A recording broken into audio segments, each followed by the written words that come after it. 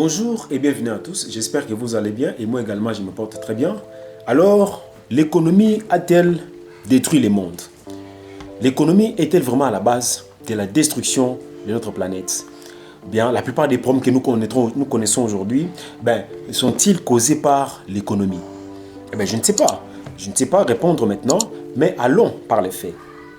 Alors, beaucoup de défenseurs aujourd'hui dans le monde, disons, dans les discours de beaucoup de défenseurs de l'environnement, les défenseurs de l'humanité, les défenseurs des droits de l'homme, etc., vous entendrez que les problèmes auxquels le monde est confronté aujourd'hui, c'est à cause justement de l'économie.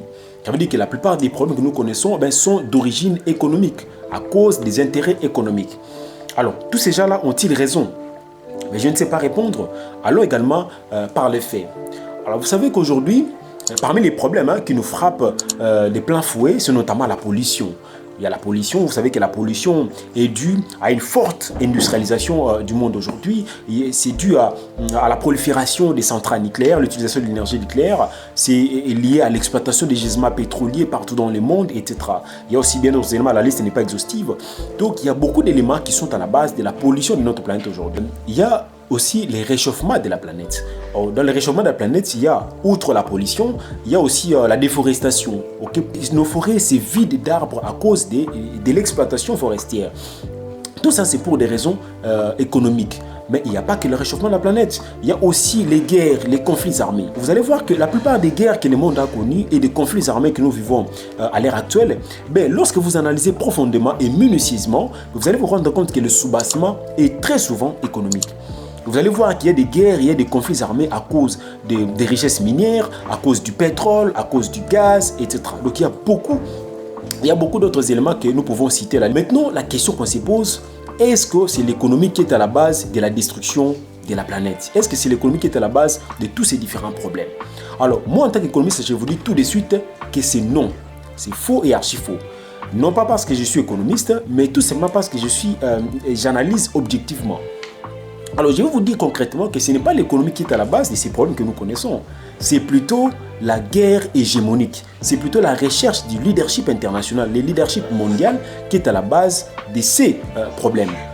Comment? Ça veut dire que tous ces pays-là qui se considèrent, entre guillemets, puissants internationaux, c'est eux qui sont à la recherche de l'hégémonie internationale.